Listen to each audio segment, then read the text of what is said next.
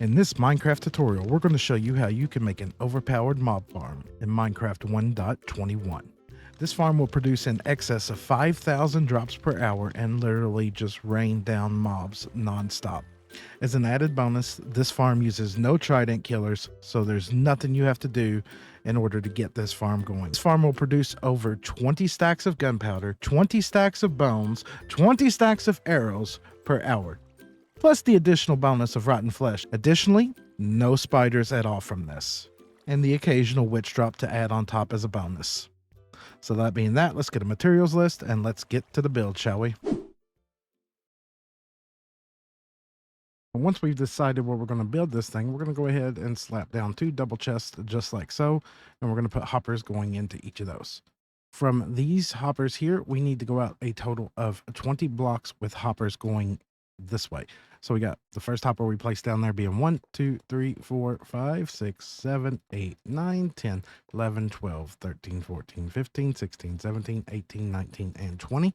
You're going to do that for the other side as well. So you got hopper number 1, 2, 3, 4, 5, 6, 7, 8, 9, 10, 11, 12, 13, 14, 15, 16, 17, 18, 19, and 20. And now we're going to do the same thing for these 2 hopper rows right here. And of course, on this side over here, we're going to do the same exact thing. From here, we're going to go back to our center point here, and we're going to come out 10 hoppers from this hopper. We're not counting this hopper this time. So we got 1, 2, 3, 4, 5, 6, 7, 8, 9, and 10. We come over here. 1, 2, 3, 4, 5, 6, 7, 8, 9, and 10.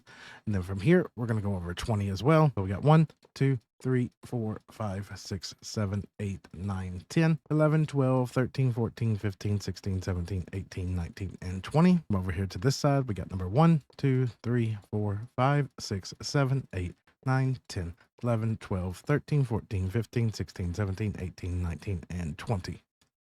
Once we've done that, we're going to mirror this on the other side. So starting from right here, we're going to ignore this one. So we're going to ignore this one. So we got 1, 2, 3, 4, 5, 6, 7, 8, 9, and 10.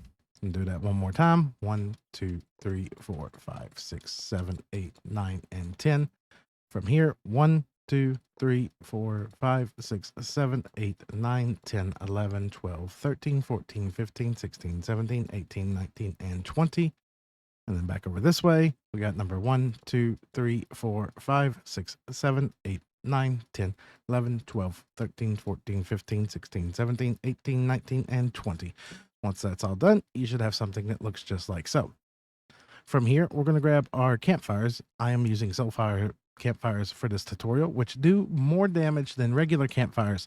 And the reason we're putting campfires down on our drop falls is because sometimes you get a baby zombie on top of a regular zombie, aka a zombie rider, and when the main zombie dies, the baby does not. So we are putting down a campfire in order to eliminate them so that they do not become a problem and eat up all of our mob cap for this farm over time.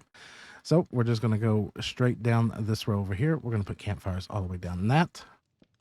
We're not going to put campfires going across these going to the middle. These right here, you can go ahead and cover these up with a building block of your choice. It does not matter. Same for these on this side up to here. You can go ahead and cover all these up and then grab your campfires and place your campfires all the way along all of these hoppers. Once your middle row is done, go ahead and move over to your last row and cover all these with campfires as well. From here, we're going to go ahead and grab our building block. I'm going to be using glass out of this. You can use whatever building block you want. It does not have to be a transparent block here. I'm using transparent blocks so that I can see that the mobs are falling into the farm and dying. This is a personal preference. You want solid blocks here? Go ahead and use solid blocks. But what we're going to do is we're going to go all the way around each of these drop columns, just like so.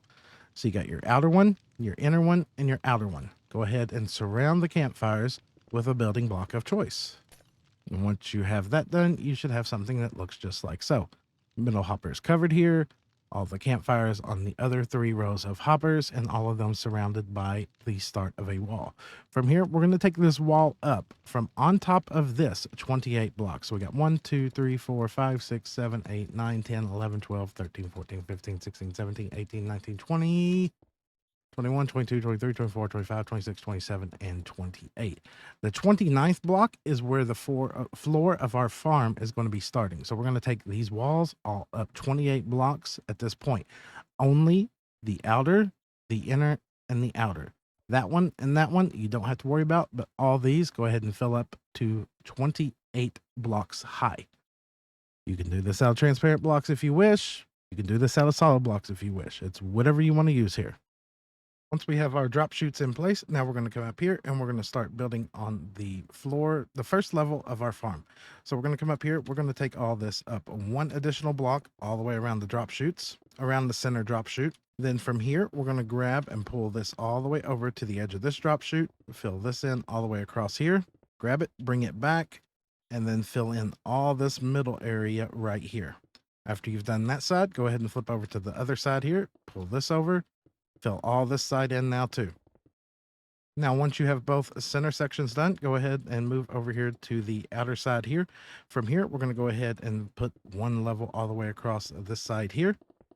Then from here, we're going to take this thing out an additional 8 blocks. So you got 1, 2, 3, 4, 5, 6, 7, and 8. Once you've come out that far, go ahead and carry that all the way across till you reach the other side. Then from here, connect that up to that, and then fill all of this in. Once you've got that side in, go over here to the other side and do the exact same thing. Fill in the top layer all the way across just like so. And then take this out an additional 8 blocks. So you got 1, 2, 3, 4, 5, 6, 7, and 8. Grab that, pull that all the way over to the corner.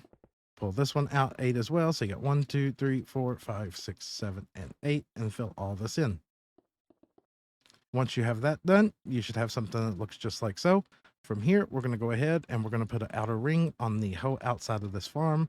We're going to take this up 3 high. So we got 1 back across. That's going to be 2. And back across, that is going to be 3. And we're going to do this on the whole outside of this farm.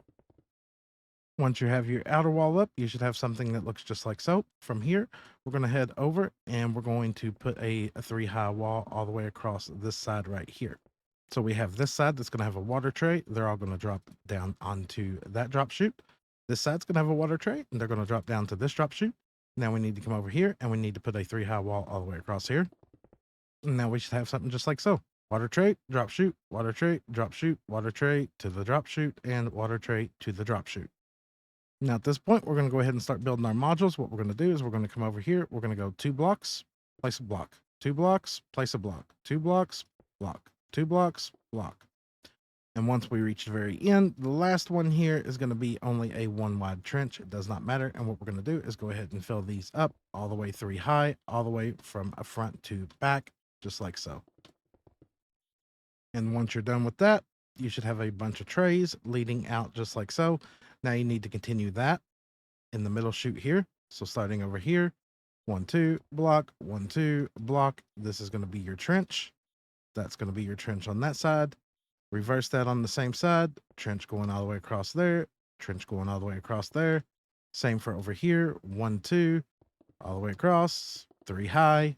And do that for this entire level. And now that all that is complete, it should look just like this. From here, we're going to go ahead and grab up our coral fans, and we're going to come to the very front of these, and we're going to put coral fans on each of the ends of our chutes. The reason we are doing this is because we're going to be putting down scaffolding next, and baby zombies will sometimes spawn inside the scaffolding and do nothing. But they will try to pathfind out because they will see this as a valid block, and of course it will move them out here, and then they will fall to their death. So, coral fans at the front of every one of these chutes.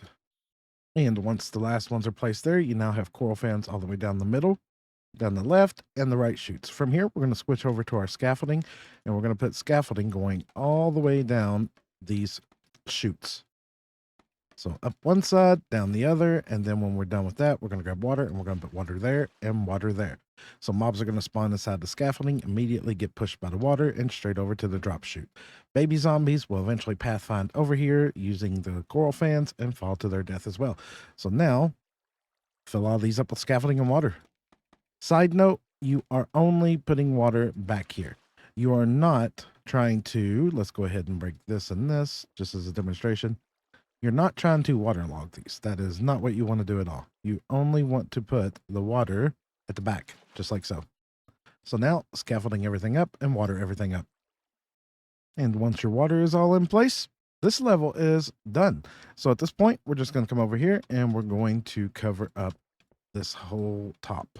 So directly above the water, just cover this up and now cover up your whole level with the exception of your drop chutes. You don't want to cover up your drop chutes because your drop chutes are going to be used in the next levels. Now that you got the first one done, do the middle ones as well.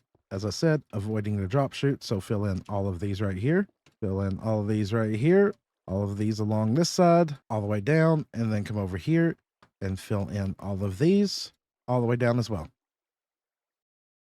And with our first level now complete, we can continue to add levels on top of this. You can add 5 additional layers on top of this. And if you really want to optimize your spawning spots, you can, instead of building this in this exact setup right here, you can take, and if we put a wall here, just as an example, you can stagger these instead of having them directly over each other. What I mean by that is right now we could build this again all the way across here, just like so, with the same exact drop chute in the same exact place. But if we were to reverse our process here and instead start this in and go 2 and then skip and go 2 and 2, you see how we're now offshooting each side here.